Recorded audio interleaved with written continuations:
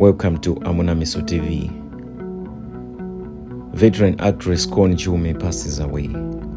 Renowned actress Connie Chiume, known for her role in Gomorrah and the Black Panther, has passed away at the age of 72. Her family announced the news through a statement on her verified Instagram account, expressing their regret and confirming her passing away. Connie Chiume died on Thursday, August 6 at Garden City Hospital in South Africa.